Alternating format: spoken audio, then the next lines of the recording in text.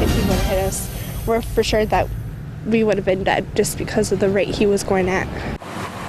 Emotions still running a bit high tonight after a close call last night with what police are calling a reckless driver.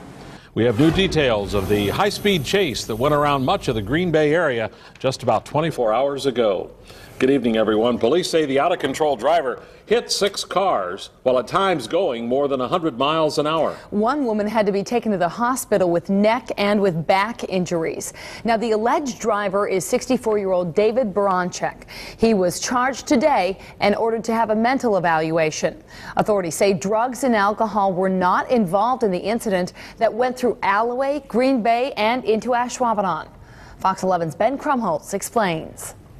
It's very scary. Ashley Ullman and Jessica Lopez say they were extra leery driving around Green Bay on Thursday. That's because the night before, they say a reckless driver almost killed them. If he would have hit us, we're for sure that we would have been dead just because of the rate he was going at. The girls say at about 7:30, a minivan sped past them at about 70 miles an hour just as they were about to make a turn at the intersection of Main Street and Webster. It's just scary knowing that if that light would have been green and we would have turned, that car would have hit us. The close call isn't far from where authorities say they received an initial call for a speeding van honking its horn and flashing its lights. Brown County deputies say within minutes they had about 6 more calls. And shortly after those calls, a UW Green Bay police officer reported the van on campus. He tried to engage him in dialogue, but the individual was talking unintelligibly, just rambling on. Authorities say the van took off and was next spotted on I-43. A deputy couldn't keep up with him.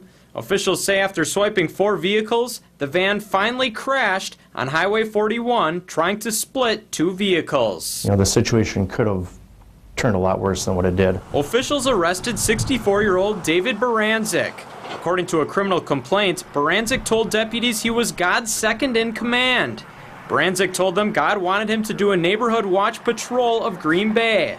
He also said his doctor recently took him off medication for bipolar disorder. Can I wave to everybody, or? You don't have to, just a second. After seeing Baranczyk's actions in Brown County Court, the judge ordered a competency exam. Judgment Day. Meanwhile, Ullman and Lopez say they're just thankful to be alive. God was with us and he made that light go red. In Brown County, Ben Krumholtz, Fox 11 News.